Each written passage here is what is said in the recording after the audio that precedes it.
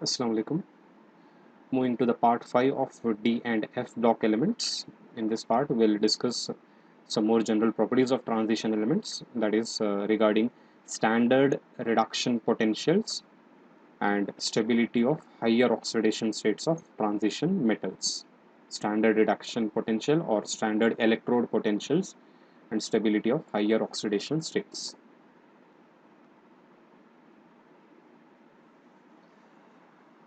First देखेंगे standard reduction potential या फिर स्टैंडर्ड इलेक्ट्रोड पोटेंशियल क्या है। ये ऑलरेडी हम फर्स्ट ईयर में भी रेडॉक्स रिएक्शन में एंडिंग पार्ट में डिस्कस कर रहे हैं। फिर से इलेक्ट्रोकेमिस्ट्री चैप्टर में इसका डिस्कशन होगा। तो स्टैंडर्ड रिडक्शन पोटेंशियल या फिर कॉमनली हम वर्ड यूज करते हैं स्टैंडर्ड इलेक्ट्रोड पोटेंशियल। पहले देखते हैं वो क्या है।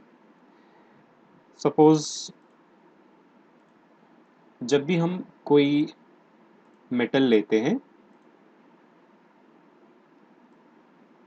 और उस मेटल को, सपोज ये एक मेटल है, उस मेटल को हम उसी के आयन के सोल्यूशन में, उसी के आयोनिक सोल्यूशन में जब हम डिप करते हैं, से फॉर एग्जांपल ये जिंक रॉड है और ये कोई जिंक का ही सोल्यूशन है, जैसे कि इसके अंदर जिंक आयन्स प्रेजेंट है, that is Zn2+।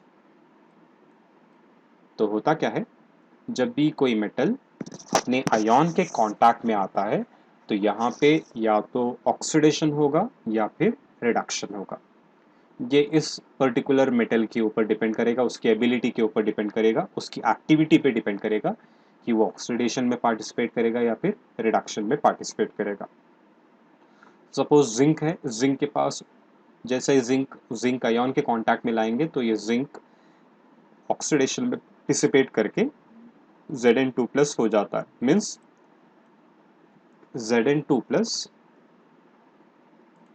will be formed when the zinc metal undergoes oxidation। जैसे कि जिंक है, ये जैसे ये जिंक आयन के कांटेक्ट में आता है तो ये जिंक जाके Zn2+ बनेगा by the loss of 2 electrons।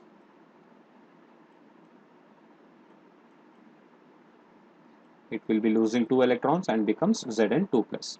तो वो जिंक आयन्स जो फॉर्म हो रहे हैं aqueous ions, means they are present in water, वो सोल्यूशन में चले जाएंगे और ये इलेक्ट्रॉन्स सरफेस के ऊपर रहेंगे। इस तरह नेगेटिव चार्ज सरफेस फॉर्म हो जाएगा। तो जैसे ये नेगेटिव चार्ज डेवलप होगा उसके सराउंडिंग में ये सोल्यूशन में के जो पॉजिटिव आयन्स है उसके सराउंडिंग में आ जाते हैं। इस तरह का एक इलेक्ट्रिकल डबल लेयर प्रोड्यूस होता है। तो इस इलेक्ट्रिकल डबल लेयर फॉर्मेशन से कुछ पोटेंशियल डेवलप होगा, कुछ वोल्टेज आपको आउटपुट मिलेगा and that potential we call it as electrode potential. Means ये प्रोसेस जिंक कंटिन्यूसली ऑक्सीडेशन में पार्टिसिपेट करके Zn2+ फॉर्म करते जाएगा, 2 इलेक्ट्रॉन लॉस करके। सिस्टम जैसे ही इक्विलिब्रियम पे आता है यहाँ पे पोटेंशियल डेवलप होगा, उसको हम बोलते हैं electrode potential. Means the potential developed when a metal is in contact with its own ions at equilibrium is called as electrode potential। अब अगर ये प्रोसेस आप स्टैंडर्ड कंडीशंस पे कैरी आउट कर रहे हैं, जैसे 298 केल्विन टेम्परेचर स्टैंडर्ड टेम्परेचर होता है और सोल्यूशन का कॉन्सेंट्रेशन है 1 मोलार। जब ऐसे कंडीशंस पे हम इलेक्ट्रोड पोटेंशियल मेजर करते हैं तो उसको हम बोलते हैं standard electrode potential. We call it as standard electrode potential, right. So standard electrode potential is denoted by E nought. Electrode potential को हम ई से रिप्रेजेंट करते हैं, स्टैंडर्ड इलेक्ट्रोड पोटेंशियल को हम ई नॉट से रिप्रेजेंट करते हैं। अब यहाँ पर हर एक एलिमेंट की एबिलिटी अलग अलग होती है। कुछ एलिमेंट्स इजीली ऑक्सीडेशन में पार्टिसिपेट करते हैं, कुछ एलिमेंट्स इजीली रिडक्शन में पार्टिसिपेट करते हैं। इस वजह से ई नॉट वैल्यू असाइन करना डिफिकल्ट हो जाएगा, क्योंकि ई नॉट वैल्यू असाइन करते वक्त आपको कोई एक प्रोसेस कंसिडर करना है, या तो ऑक्सीडेशन या फिर रिडक्शन। तो एज ए कन्वेंशन हम रिडक्शन को कंसिडर करते हैं। एज ए रूल आपको रिडक्शन कंसिडर करना है। तो इसका ये मालूम होता है कि ये ई नॉट वैल्यू जो हम लिखते हैं electrode standard electrode potential, actually आपको रिडक्शन प्रोसेस कंसिडर करके लिखना है। इस वजह से इसको हम कॉमनली SRP बोलते हैं, स्टैंडर्ड रिडक्शन पोटेंशियल। तो ये ई नॉट वैल्यूज आपको प्रैक्टिकल एक्सपेरिमेंट्स कंडक्ट करने के बाद मालूम हो जाएंगे और इलेक्ट्रोकेमिकल सीरीज के जरिए से मालूम हो जाएंगे। वहाँ पे देख सकते हैं हम सभी का ई नॉट वैल्यू रिडक्शन कंसिडर करके हम लिखते हैं। तो वहाँ पे आपको आइडिया मिल जाएगा कि कौन सा एलिमेंट इजीली ऑक्सीडेशन में पार्टिसिपेट करता है और कौन सा एलिमेंट इजीली रिडक्शन में पार्टिसिपेट करता है। So electrochemical series will tell you which will undergo easily oxidation and which will undergo reduction easily. अब जैसे कि जिंक की बात करेंगे, ये ऑक्सीडेशन में इजीली पार्टिसिपेट करता है, रिडक्शन नहीं होगा, यानी कि Zn2 plus, if I right in reverse manner, plus 2 electron, it gives what? Zinc। इसका E नॉट वैल्यू हम लिखते हैं -0.76 वोल्ट। तो ये वैल्यू से आपको पता चल जाएगा कि रिडक्शन में इजीली पार्टिसिपेट नहीं करता है या नहीं करता है। So whenever E nought value is negative और very less, that time it indicates that ion cannot undergo reduction easily, but it will participate in oxidation easily. So lower E naught values, they are reducing agents. Higher E naught value species will be acting as oxidizing agents. तो इतना idea consider करना है। अब यहाँ पे हम electrode potential इसलिए पढ़ रहे हैं क्योंकि ट्रांजिशन मेटल आयॉन्स सॉल्यूशन में जब रहेंगे, that is in their aqueous form, whether they will be less stable और मोर स्टेबल। वो पर्टिकुलर आयॉन्स सॉल्यूशन फॉर्म में स्टेबल कब रहते हैं, कौन से कॉन्फ़िगरेशन फॉर्म में, कौन से चार्ज फॉर्म में वो स्टेबल रहते हैं और उनका नेचर क्या होता है, स्टेबिलिटी कम है या ज़्यादा है, ये पूरा आइडिया आपको जो है ये ई नॉट वैल्यू से ही पता चलेगा। क्योंकि ये ई नॉट वैल्यू डिपेंड करता है तीन इंपॉर्टेंट फैक्टर्स पर, enthalpy of sublimation, enthalpy of ionization and hydration enthalpy. तो स्टेबिलिटी एक आयन की अगर आप पता करना है तो ये तीन वैल्यूज़ को आप चेक करना है। ये तीनों वैल्यूज़ को ही हम जो है ऐड करते हैं, फाइनल वैल्यू जो मिलेगा वो ई नॉट के बराबर ही रहता है। Means instead of writing in terms of enthalpy changes, we write in terms of E naught value. E naught value will be very convenient to understand whether given ion will be stable, less stable or more stable.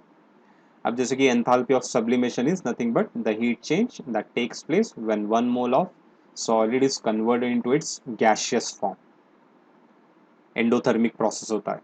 Enthalpy of ionization, energy or the heat change that takes place when 1 mole of gaseous atoms are converted into their ionic form, or 1 mole of electrons are removed from a neutral isolated gaseous atom.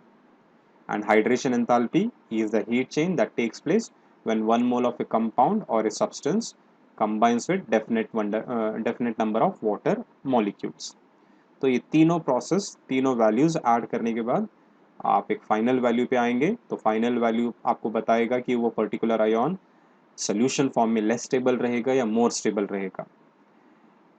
Overall अगर आप free energy change की बात करते हैं या फिर enthalpy change overall अगर आपको नेगेटिव मिलता है तो प्रोसेस स्पॉन्टेनियस होता है, that particular ion will be stable, easily formed.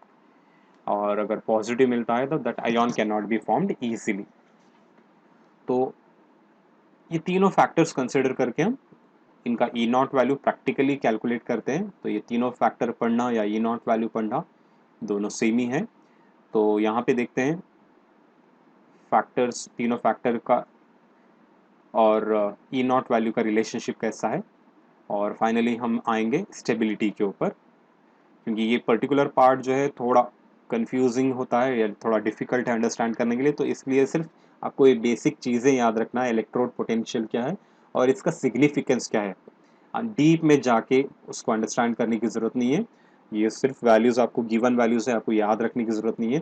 सिर्फ आपको यहाँ पे आइडिया लेना है ई नॉट वैल्यू से आपको क्या पता चलता है, कौन सा आयन लेस स्टेबल है और कौन सा आयन मोर स्टेबल है, बस उतना आपको याद रखना है। अब जैसे कि 3D सीरीज दिए हैं यहाँ पर, ये पूरा उनका एंथैल्पी ऑफ एटमाइजेशन है, ये फर्स्ट आयनाइजेशन एनर्जी है, सेकेंड आयनाइजेशन एनर्जी, और ये इनका हाइड्रेशन एंथैल्पी। क्योंकि फर्स्ट हम ट्रेंड पढ़ेंगे, वेरिएशंस पढ़ेंगे, conversion of M2+ to M।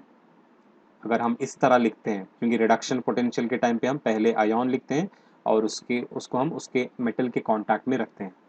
Oxidation potential में पहले M आता है, बाद में उसका आयन आता है। तो हमको यहाँ पे अज्यूम रिडक्शन प्रोसेस कंसिडर करना है। तो देखते हैं वैल्यूज कैसे आते हैं। तो जब भी एक पॉइंट याद रखो, ई नॉट वैल्यू लेस है, अगर ई नॉट वैल्यू लेस है, मोर नेगेटिव है, तो समझ जाना ये आयन ज्यादा स्टेबल है, यानी कि ये लेफ्ट साइड कंपोनेंट जो आयन होता है ये ज्यादा स्टेबल होता है। अगर ई नॉट वैल्यू ज्यादा है, पॉजिटिव है, तो समझ जाना ये राइट साइड पार्ट वाला, ये मेटालिक पार्ट वाला, ये स्टेबल रहता है। Means ion will not be formed easily, the metal will remain as it is, right? So higher E naught value ion will be less stable, lower E naught value ion will be more stable। ये आपको point याद रखना है, बस पूरा concept इसी point के ऊपर है। Remember, lower, very negative, more negative E naught value indicates ion is more stable, less negative or positive E naught value indicates this particular atom is more stable or ion is less stable। अब यहाँ पे देख सकते हैं, सबको आप +2 form में assume करना है। तो ई नॉट वैल्यू देखेंगे -1.63 है, -1.18 है, यानी कि अक्रॉस द पीरियड अब जब जाते हैं ई नॉट वैल्यूज इंक्रीज हो रहे हैं, लेस नेगेटिव होते जा रहे हैं। और फाइनली आप कॉपर के पास आएंगे तो ये एक ही एलिमेंट ऐसा है जो अपने +2 फॉर्म में इसका ई नॉट वैल्यू पॉजिटिव होता है 0.34। इसका मतलब Cu2+ आयन सोल्यूशन में, यानी कि कॉपर को आप गैसियस फॉर्म में, कॉपर फॉर्म में कन्वर्ट करना है, फिर 2 इलेक्ट्रॉन रिमूव करना है, बाद में उसको हाइड्रेटेड फॉर्म में लाने के लिए जो एनर्जी चेंजेस आते हैं वो बहुत ही, यानी कि पॉजिटिव हो जाते हैं। इस वजह से इसका ई नॉट वैल्यू पॉजिटिव मिल रहा है। Means this Cu2+, suppose if I write instead of M here Cu2+ and here M, that E naught value you are getting 0.34, it indicates Cu2+ is not formed easily। ये Cu2+ आसानी से form नहीं होगा, क्योंकि copper को gaseous form में convert करके उसके 2 इलेक्ट्रॉन रिमूव करने के लिए जितनी एनर्जी जाती है, उतनी एनर्जी हाइड्रेशन एंथैल्पी से उसको नहीं मिलती है। So this hydration enthalpy will not balance the ionization energy and atomization energy of this copper, that's why its E naught value is positive, बाकी के पूरे नेगेटिव है। तो ये एक important फर्स्ट पॉइंट है। among the 3D series copper is the only metal which is having positive E naught value। ये आपको एक पॉइंट याद रखना है, 1 मार्क के लिए क्वेश्चन आ सकता है। among the 3D series which is the transition element which has positive E naught value, it will be nothing but copper। why copper is having positive E naught value? So it is all because of it requires high energy to transform Cu2 which is not balanced by hydration enthalpy। ये आपको reason लिखना है क्यों इसका E naught value positive है, क्योंकि इसको Cu2+ में कन्वर्ट करने के लिए ज़्यादा एनर्जी चाहिए, यानी कि एंथैल्पी ऑफ एटमाइजेशन भी ज़्यादा रहेगा और आयनाइजेशन एंथैल्पीज भी ज़्यादा रहेगा, क्योंकि कंप्लीटली फिल्ड d ऑर्बिटल आता है। अब दोनों भी प्रोसेस एंडोथर्मिक है। अब फाइनली जो एक्सोथर्मिक पार्ट आता है हाइड्रेशन एंथैल्पी, अगर वो दोनों से ज़्यादा है तो आयन फॉर्म ईजिली होगा, अगर वो दोनों से कम है, उसको बैलेंस नहीं कर पा रहा है, तो ये आयन फॉर्म नहीं होगा। तो यहाँ पे हाइड्रेशन एंथैल्पी ये जो हाई एनर्जी रिक्वायरमेंट है उसको बैलेंस नहीं करता है, इस वजह से इसका ई नॉट वैल्यू पॉजिटिव है। देन पॉजिटिव रहने के बाद ये एक सिग्निफिकेंस इसका ये पता है होता है कि कॉपर कोई भी डाइल्यूट एसिड्स के साथ उसको ट्रीट करो वो रिएक्ट नहीं होगा। Other elements whose E naught value is negative, whose E naught value is less than 0, they easily displace hydrogen gas from dilute acids, whereas copper cannot displace hydrogen gas from dilute acids। Even copper acids के, strong acids के साथ भी react नहीं होगा, specially nitric acid या फिर hot and concentrated nitric sulphuric acid के साथ ही रिएक्ट हो सकता है, दूसरे एसिड्स के साथ वो रिएक्ट नहीं होगा। Copper does not react with all acids, let them be weak or let them be dilute or concentrated. It can react only with oxidizing acids like nitric acid as well as hot and concentrated sulfuric acid. बाकी के पूरे elements dilute acid रहने दो या concentrated रहने दो, उनके साथ आसानी से रिएक्ट होते हैं क्योंकि उनका ई नॉट वैल्यू नेगेटिव है। अभी हमने देखा है ई नॉट वैल्यूज कैसे वेरी होते हैं, एक यूनिफॉर्म मैनर नहीं है, इरेगुलर वे में जो है वेरिएशन हो रहा है। ये इरेगुलर वेरिएशन का रीजन है इनके irregular values, ionization and sublimation enthalpies, ये अलग अलग रहने से क्या हो जाता है, इनके ई नॉट वैल्यूज के ऊपर इफेक्ट होगा, जिस वजह से वो irregular manner में increase होते जाते हैं। So the reason why there is irregular variation of E naught value is because of irregular variation of ionization and sublimation energies। क्योंकि ionization energy हम डिस्कस करें प्रीवियस सेशंस में, first second third ionization energy का variation middle part में थोड़ा ज़्यादा हो जाता है, फिर कम, थोड़ा बहुत नेग्लिजिबल कम होके फिर एंड पार्ट में ज़्यादा होता है, because it is affected by half filled orbitals और कंप्लीटली फिल्ड ऑर्बिटल्स। और सब्लिमेशन एंथैल्पी भी बॉन्ड के ऊपर डिपेंडेंट है, स्ट्रॉन्ग बॉन्ड्स रहने के बाद सब्लिमेशन एंथैल्पी भी ज़्यादा हो जाता है। So those are all factors which make the variation irregular.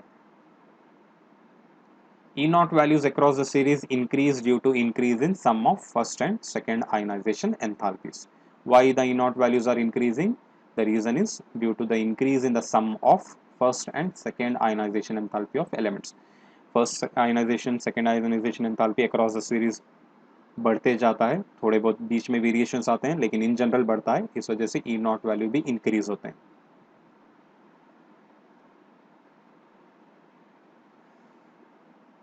E nought value manganese, zinc और निकल का एक्सपेक्टेड वैल्यू से कुछ ज़्यादा ही नेगेटिव रहते हैं, हालांकि वहाँ पे पॉजिटिव होना था लेकिन थोड़े नेगेटिव ही रह जाते हैं। इनका रीज़न है मैंगनीज। अब जैसे कि एग्जांपल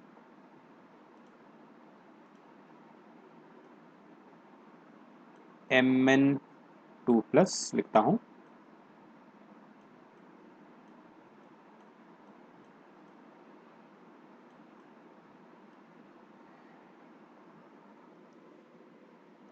इसका ई नॉट वैल्यू अगर आप चेक करेंगे -1.18 है। ये मोर नेगेटिव था, थोड़ा लेस नेगेटिव हो गया और लेस नेगेटिव होगा, फिर मोर नेगेटिव हो गया। ये यहाँ पे इंक्रीज होने की वजह ये है कि यहाँ पे जब आप डिस्कस करेंगे इसका नेचर,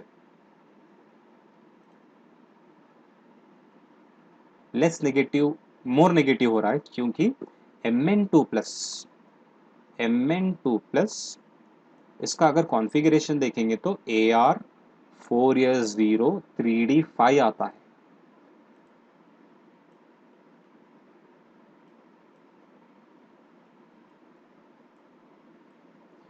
अब ये Ar4s0 3d5 half filled D orbital रहने के बाद ये Mn2+ 2 इलेक्ट्रॉन गेन करके Mn नहीं बनेगा, क्योंकि Mn2+ बन सकता है लेकिन Mn2+ फिर से Mn बनना है तो डिफिकल्ट रहेगा क्योंकि इसके पास हाफ फील्ड स्टेबिलिटी है। Mn में क्या होता है, Ar4s2 3d5 2 इलेक्ट्रॉन लॉस करके Mn2+ आसानी से बन जाता है क्योंकि उसको हाफ फील्ड स्टेबिलिटी मिल जाएगी। लेकिन Mn2+ Mn बनने के लिए 2 इलेक्ट्रॉन गेन करना पड़ेगा, जो कि ऑलरेडी ये हाफ फील्ड है, आसानी से गेन नहीं करेगा। इसका मतलब Mn2+ की स्टेबिलिटी ज़्यादा है, तो ये आयन की स्टेबिलिटी ज़्यादा है, इस वजह से ई नॉट वैल्यू भी मोर नेगेटिव रहेगा, राइट। तो जब भी मैं बोला हूँ लेफ्ट साइड का ये आयन पार्ट जब ज़्यादा स्टेबल रहता है, ई नॉट वैल्यू बहुत कम होती है, यानी कि मोर नेगेटिव होती है। अगर इसकी स्टेबिलिटी कम रहेगी तो ई नॉट वैल्यू ज़्यादा रहती है, यानी कि लेस नेगेटिव या फिर पॉजिटिव होती है। तो यहाँ पे मोर नेगेटिव का रीज़न क्या है, because of half filled orbital present in Mn2+, D orbital present in Mn2+। Same case zinc के लिए भी होगा, जिंक भी जो है कॉपर 0.34 हो रहा है, फिर जिंक नेगेटिव हो जा रहा है। इसकी वजह यह है कि जिंक कंटेन्स, अगर यहाँ पे Mn2+ के बदले में लिखता हूँ Zn और यहाँ पे आएगा Zn2+ is more stable because it is having completely filled d orbital stability. It is having completely filled d orbital stability. उसी तरह निकल की जब आप बात करते हैं, अब निकल में तो इस तरह के हाफ फील्ड या कंप्लीटली फील्ड ऑर्बिटल के कॉन्फ़िगरेशन नहीं आते हैं, लेकिन इसका हाइड्रेशन एंथैल्पी बहुत ज़्यादा है। इसका हाइड्रेशन एंथैल्पी ज़्यादा रहने से वो एटमाइजेशन एंथैल्पी और आयनाइजेशन एंथैल्पी को बैलेंस कर लेता है, उसको ओवरकम करता है, उससे ज़्यादा डोमिनेंट हो जाता है, जिस वजह से इसकी स्टेबिलिटी ज़्यादा है। या फिर और एक मायने में इसका कॉन्फ़िगरेशन हम जब देखते हैं लिगैंड्स के ऊपर डिपेंड होता है, तो T2G एक ऑर्बिटल आता है जो हम कलर प्रॉपर्टी में पढ़े हैं, T2G और EG। इसका T2G कंप्लीटली फिल्ड रहता है और EG ऑर्बिटल हाफ फिल्ड रहता है, तो वो भी एक रीज़न बन सकता है। लेकिन मेन रीज़न निकल 2+ आयन स्टेबल क्यों है, इसका E0 वैल्यू मोर नेगेटिव क्यों है, it is all because of its higher negative hydration enthalpy. More negative hydration enthalpy of nickel 2 ion makes it more stable, right? So this is the way you have to consider all these significance of electrode potential. Electrode potential से आपको ये मालूम हो जाएगा कि कौन सा ion less stable है या मोर स्टेबल है। +2 फॉर्म का डिस्कशन हो गया, अब जाते हैं हम +3 फॉर्म में। तो 1 मार्क के क्वेश्चंस आ सकते हैं, तो आपको ये पर्टिकुलर, इसलिए मैं पूरा पॉइंट वाइज दिया हूँ, आपको ये पूरे पॉइंट्स याद रखना है, नोट कर लो अच्छी तरह। रीजनिंग टाइप के क्वेश्चंस भी पूछ सकते हैं। अब जैसे कि अब ये लास्ट पॉइंट में हमने डिस्कस किया है, why these ions are more stable और why they are having more negative value than the expected. किसी एक आयॉन का रीज़न पूछ सकते हैं, या तो Mn का या फिर जिंक का या फिर निकल का, तो ये रीजन आपको याद रख लेना है। नेक्स्ट देते हैं variations of reduction potential in this form M3+ and in contact with M2+ ion, यानी कि आयन +2 फॉर्म में और वो +3 फॉर्म में चेंज होने वाला है, और रिडक्शन पोटेंशियल अगर डिस्कस करते हैं तो ये M3+ से M2+ होने वाला है। अगर ये कंडीशन में हम SRP मेजर करते हैं आयन्स का, तो हम देखते हैं अलग अलग आयन्स का नेचर अलग अलग है। E0 value scandium 3+ in contact with scandium 2+ is low, कम है। कम है इसका ये सिग्निफिकेंस, ये कंक्लूजन निकाल सकते हैं कि स्कैंडियम 3+ ज़्यादा स्टेबल है, क्योंकि E0 वैल्यू कम है, मतलब scandium 3+ is more stable. Why it is more stable? Which shows that scandium 3+ is more stable. Why it is more stable is because it is attaining noble gas configuration. इसका configuration जो है Nobel gas configuration है, क्योंकि scandium का atomic number है 21। अगर इसका आप कॉन्फ़िगरेशन लिखते हैं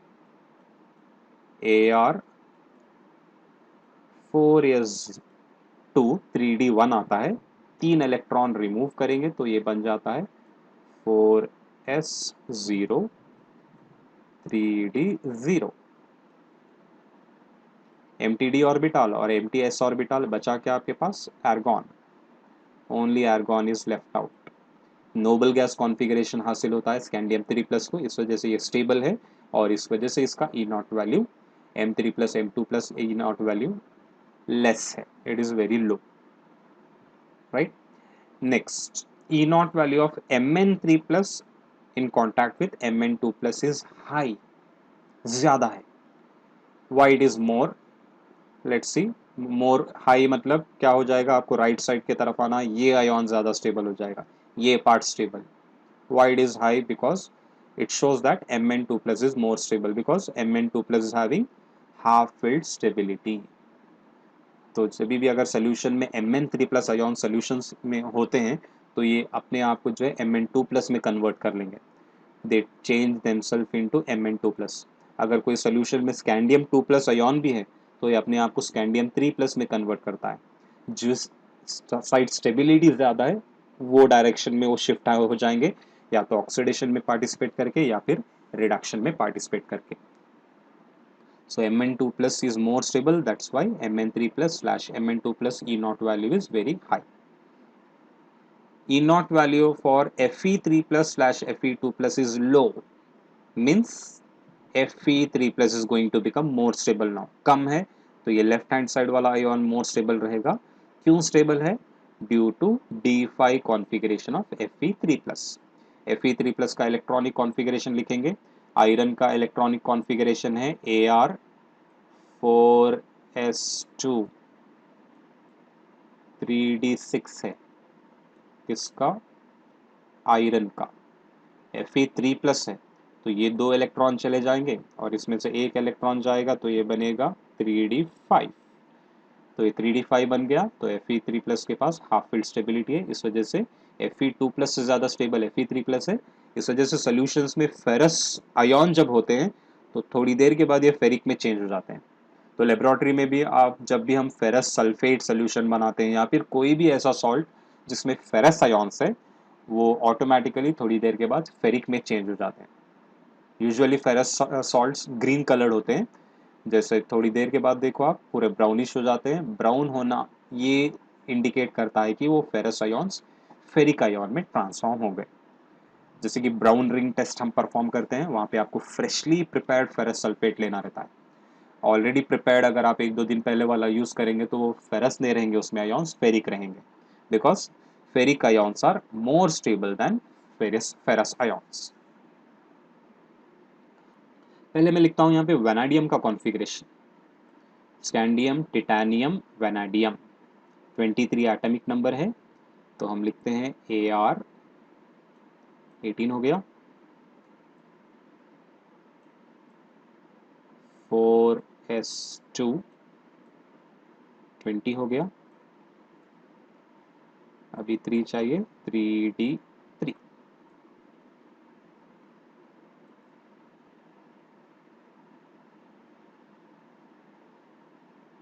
यहाँ पे लिखता हूँ मैं V2+ का कॉन्फ़िगरेशन। V2+ क्या हो जाएगा? ये बन जाएगा 4s0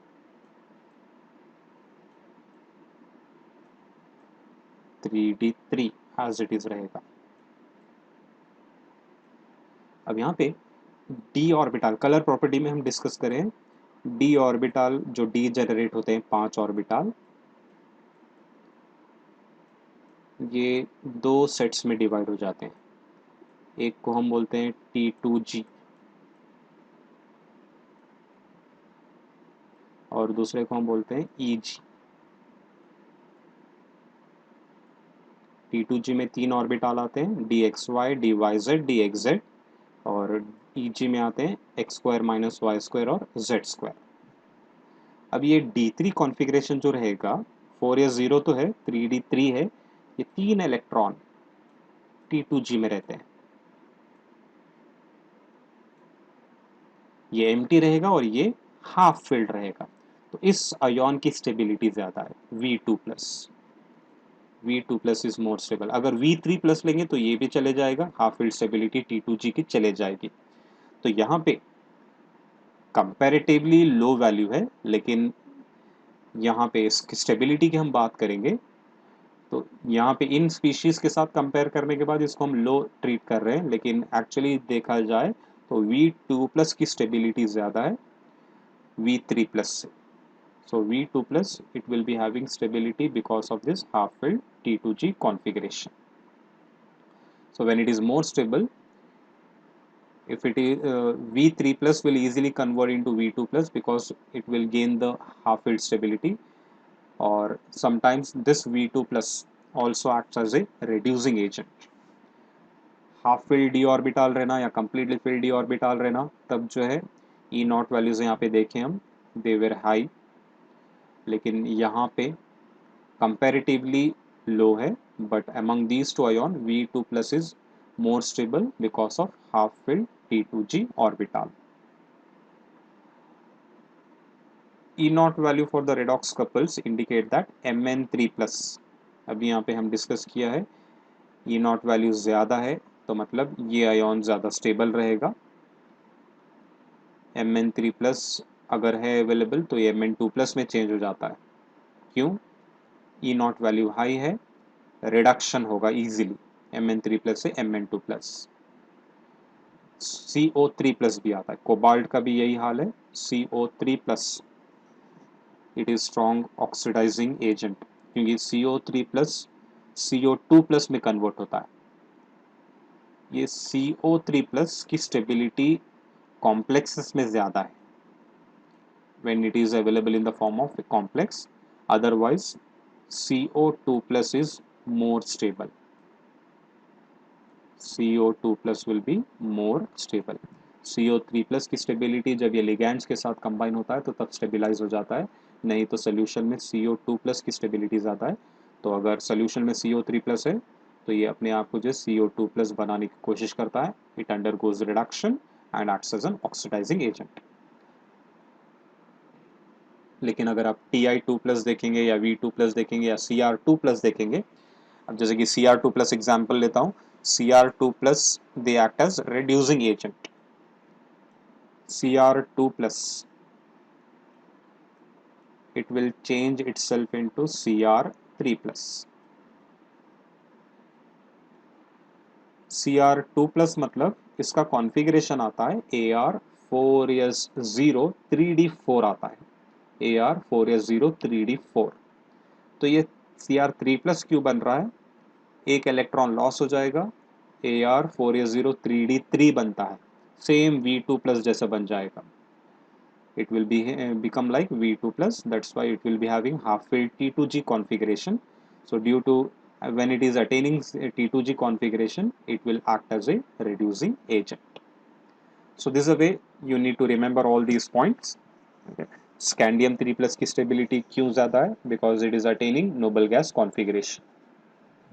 Mn2+, why it is more stable or why E0 value is high? Because Mn2+ having half-filled d orbital stability.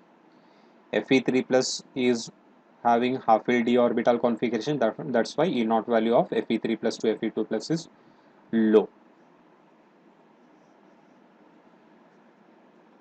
Same way here also it is low because V2+ is having half-filled stability and Cr2+ acts as a reducing agent because it also attains half-filled T2G stability by the loss of one electron.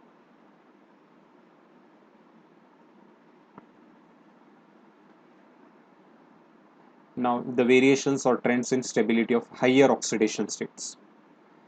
D block elements, transition elements show variable oxidation state. Common +2 है, maximum 7 तक जाता है।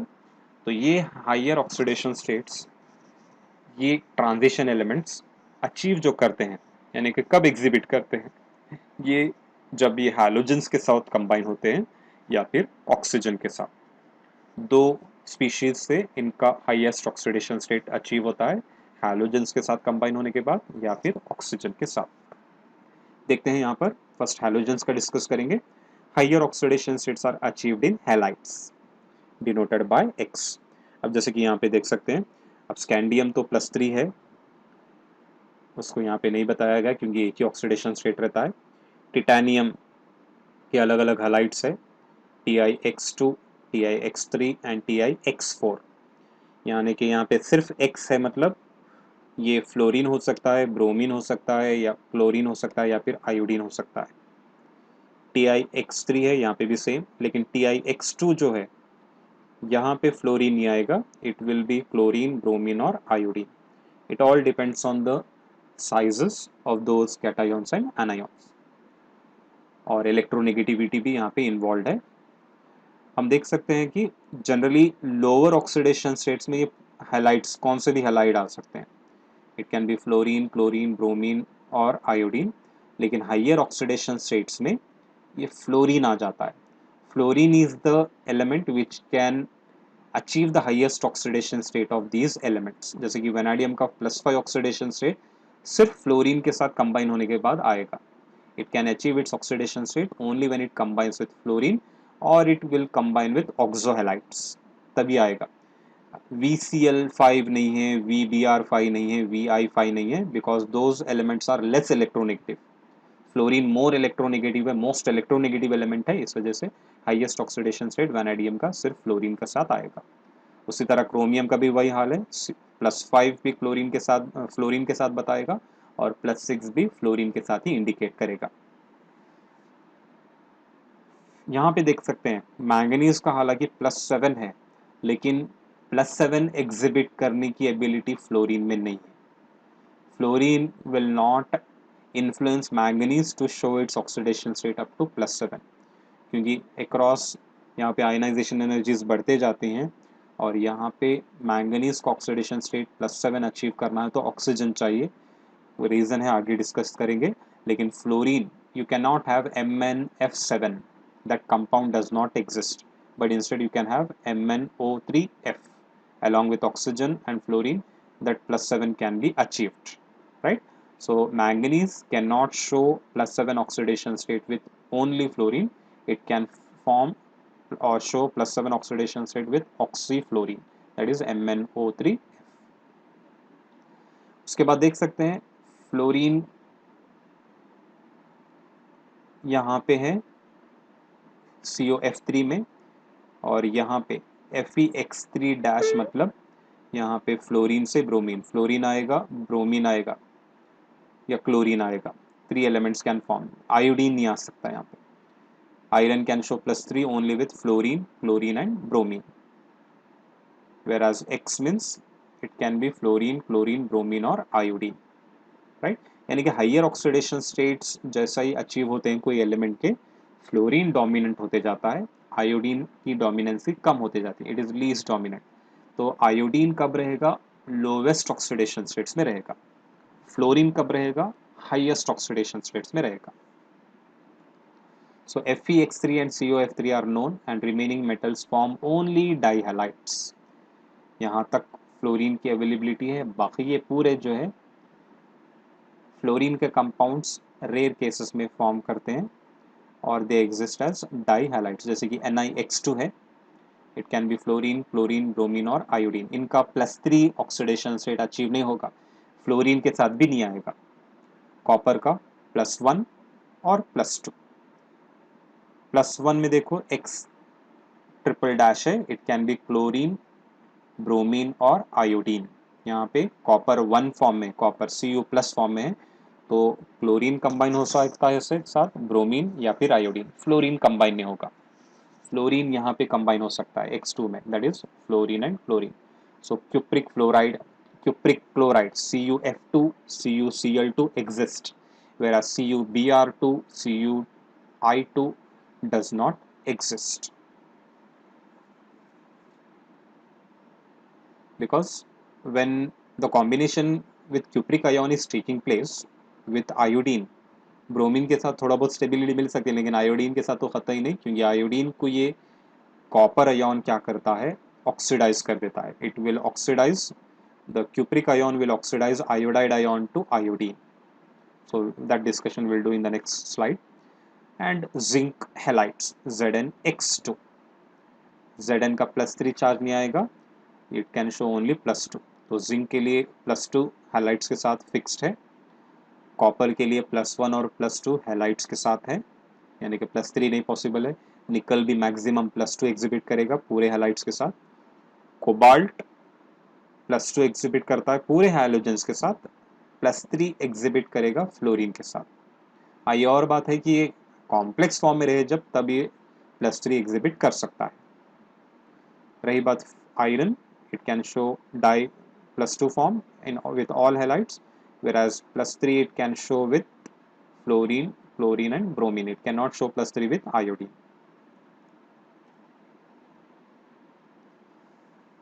Reason why fluorine stabilizes highest oxidation state is because of its high lattice energy and high bond enthalpies, whereas fluorides are unstable in low oxidation state. So in the highest oxidation state, fluorine has the ability to stabilize the ions because of higher lattice energy, the energy released when 1 mole of a compound is formed from its constituent ions, or in the other manner we can say high bond enthalpies. यहाँ पे reason है CuI2Q form नहीं होता, copper +2 form में है, chlorine के साथ combine होगा, ब्रोमीन के साथ कंबाइन होगा या फ्लोरीन के साथ कंबाइन होगा, लेकिन आयोडीन के साथ कंबाइन नहीं होता है, क्योंकि ये Cu2+ आयन आयोडाइड आयन को ऑक्सीडाइज कर देगा। Cu2+ जाके ये Cu+ बनेगा, आयोडाइड जाके आयोडीन बनेगा। तो यहाँ पे ये रिएक्शन है क्यूप्रिक आयन सोल्यूशन। कोई भी आप क्यूप्रिक आयन सोल्यूशन ले लो, जैसे कि कॉपर सल्फेट, पोटेशियम आयोडाइड के साथ रिएक्ट करो तो आपको मिलेगा क्यूप्रस आयोडाइड, +1 फॉर्म में ये कंपाउंड फॉर्म होगा। और आयोडीन लिबरेट हो जाएगा, it will give out iodine. So Cu(I2) does not exist since cupric ion oxidizes iodide ion to iodine. Overall copper 1 compounds जो होते हैं Cu plus compounds aqueous form में इनकी स्टेबिलिटी कम रहती है because they undergo disproportionation. They undergo disproportionation to produce Cu2 plus and Cu. Cuprous salt जितने भी होते हैं एक्वियस फॉर्म में ये स्टेबिलिटी इनकी कम रहती है. They disproportionate and produce one species with higher oxidation state and the other species will be in the lower oxidation state. +1 से +2 होना increase in oxidation number, +1 से 0 होना decrease in oxidation number. So the reason here the stability of Cu2 plus is more than Cu plus because of more hydration enthalpy. Cu से Cu2 plus होना बहुत difficult है क्योंकि दो ionization energies और enthalpy of atomization overcome करना रहता है. लेकिन Cu प्लस से Cu2 प्लस ईजिली होगा क्योंकि इसकी जो हाइड्रेशन एंथैल्पी होती है ये Cu प्लस की सेकेंड आयनाइजेशन यानी कि कॉपर की सेकेंड आयनाइजेशन एनर्जी, पहले तो फर्स्ट हो गई, सेकेंड आयनाइजेशन एनर्जी को बैलेंस कर लेगी. Hydration enthalpy of cupric ion balances or compensates the second ionization energy of copper. That's why Cu2 plus ions in aqueous medium are more stable than Cu plus ions. Highest oxidation state is also achieved in oxohalides like VOX3. अभी हमने देखा है वैनाडियम का fluorine के साथ VF5 आता है, दूसरे हैलोजन नहीं आते हैं. दूसरे हैलोजन होना है तो ऑक्सीजन के साथ रहना है.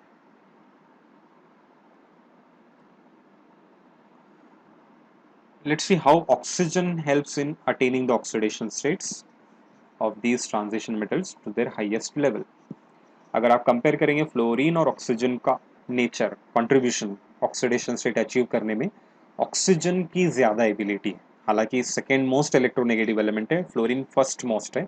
It is nothing but the most electronegative element is fluorine followed by oxygen. लेकिन oxidation state, highest oxidation state achieve करने में ऑक्सीजन आगे रहता है क्योंकि ऑक्सीजन के पास मल्टीपल बॉन्ड्स फॉर्म करने की एबिलिटी है.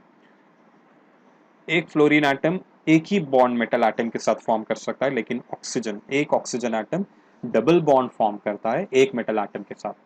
तो इन्वॉल्वमेंट इलेक्ट्रॉन्स का ज़्यादा है तो डेफिनेटली ऑक्सीडेशन स्टेट भी ज़्यादा अचीव होता है. तो यहाँ पे देखेंगे transition metals, first of all oxides कैसे फॉर्म होते हैं. Transition metals react with oxygen at high temperatures and form oxides. अलग अलग टाइप के ऑक्साइड्स फॉर्म होंगे. MO type, MO2 type, M2O3 type, M2O4 type, M2O5 type या फिर M2O7 type. M is nothing but transition metal. MO, M2O3, MO2 और M2O4, MO3 और M2O7. इस तरह के वैरायटी ऑफ ऑक्साइड्स ऑक्सीजन के साथ फॉर्म हो सकते हैं. Oxygen stabilises higher oxidation states in oxides from scandium oxide to manganese heptoxide. Scandium का हाईएस्ट ऑक्सीडेशन स्टेट +3 है और यहाँ पे मैंगनीज का +7 है. इसके बाद आयरन का जो है, क्योंकि यहाँ पे देख सकते हैं ऑक्सीडेशन स्टेट हाईएस्ट जो भी है अचीव हो रहे हैं. स्कैंडियम का +3, टिटेनियम का +4 इस कंपाउंड में आ रहा है. V2O5 वैनाडियम +5 है. CrO3 क्रोमियम का +6 है. मैंगनीज का +7 है. आयरन का यहाँ पे +6 आना था लेकिन +6 अचीव नहीं होता है. It can not help in achieving +6 oxidation state of iron because of higher ionisation energies. उस तरह कम होते जाता है. यहाँ पे आपको ये डॉट वाले जो दिख रहे हैं मिक्स्ड ऑक्साइड्स हैं, यानी कि MnO plus M2O3, FeO plus Fe2O3, COO plus C2O3 mixed oxides होते हैं. और बाकी के पूरे MO टाइप ऑक्साइड्स हैं. Binary oxides you can call, metal है और oxygen, binary oxides are there of the type MO. इन ऑक्साइड्स की स्पेशलिटी ये है कि लोवेस्ट ऑक्सीडेशन स्टेट्स जब होते हैं इनका नेचर बेसिक आता है. इंटरमीडिएट ऑक्सीडेशन स्टेट्स में जब ये रहते हैं एम्फोटेरिक रहते हैं. They can react with acids as well as bases. लेकिन हाईएस्ट ऑक्सीडेशन स्टेट में जब ये रहते हैं ये एसिडिक होते हैं। दे कोवालेंट नेचर होता है, एसिडिक नेचर, ऑक्सीडाइजिंग नेचर आता है, और they are having acidic character. They react with bases, whereas and when they are dissolved in water they form acidic solutions. So higher oxides, higher oxidation state oxides are acidic, intermediate amphoteric, lowest will be basic in nature. अब यहाँ पे जैसे देख सकते हैं Mn2O7, इस oxides को आप वाटर में डिसॉल्व करो, आपको जो है मैंगनिक एसिड मिलेगा, HMnO4 मिलेगा। CrO3 को भी आप वाटर में डिसॉल्व करो, आपको जो है क्रोमिक एसिड H2CrO4 या फिर डाइक्रोमिक एसिड मिलेगा H2Cr2O7। अब यहाँ पे ये एक एक्सेप्शनल केस है, बहुत ही इंपॉर्टेंट, इसको याद रखना है। V2O5, इसमें इसका ऑक्सीडेशन स्टेट होता है +5, हाईएस्ट है वैनाडियम का, एसिडिक नेचर वाला होना है, नो डाउट एसिडिक नेचर होता है, लेकिन ये एसिड्स के साथ भी रिएक्ट होता है, बेसिस के साथ भी रिएक्ट होता है। एसिड्स के साथ भी सॉल्ट फॉर्म करेगा, बेसिस के साथ भी सॉल्ट फॉर्म करेगा। इस वजह से इस ऑक्साइड को हम एम्फोटेरिक ऑक्साइड बोलते हैं। क्वेश्चन आया है सीईटी में, which of the following is amphoteric? They have given Mn2O7, CrO3, TiO and V2O5। ये बेसिक है, ये एसिडिक है, इसको हम क्या है कंफ्यूज कर लेते हैं, ये एसिडिक है ना +5 सोचते हैं, ये एक्चुअली एम्फोटेरिक है। V2O5 oxide which is amphoteric in nature because it reacts with acids as well as with bases. Same points यहाँ पे डिस्कस्ड है। Ability of oxygen to stabilize higher oxidation state is more than fluorine, so it forms multiple bonds. It forms multiple bonds with metals and it forms MOM bridge structures. आगे potassium पर मैंगनीट और dichromate के बीच में ये structure में क्या है बताता हूँ। So oxygen is having the ability to form metal oxygen metal bridge structures. Physical state of Mn2O7 is a covalent green colored oil which is acidic, which forms permanganic acid। CrO3 low melting solid है which is acidic, which forms chromic acid or dichromic acid when dissolved in water। V2O5 is amphoteric, so it reacts with acids and alkalis to form this type of salts, anionic salt, and this will be a cationic salt। CrO chromium का charge आएगा +2, is basic। Cr2O3, अब chromium का यहाँ पे charge आएगा +3, lowest भी नहीं है हाईएस्ट भी नहीं है, +3 है, तो इट इज एम्फोटेरिक। तो इस पार्ट में आपको पूरे पॉइंट्स सिग्निफिकेंसेस याद रखो, क्योंकि वैल्यूज याद रखना नहीं है, कौन से स्पीशीज कौन से ऑक्सीडेशन स्टेट में लेस स्टेबल है या मोर स्टेबल है उतना याद रखो। और खासकर ये SRP वाली पार्ट जो है, इसमें डिस्कशन हमने जो किया है वहाँ पे आपको जो है रीजंस याद रखना है, why they are more stable और why they are less stable. 1 mark के क्वेश्चन आ सकते हैं।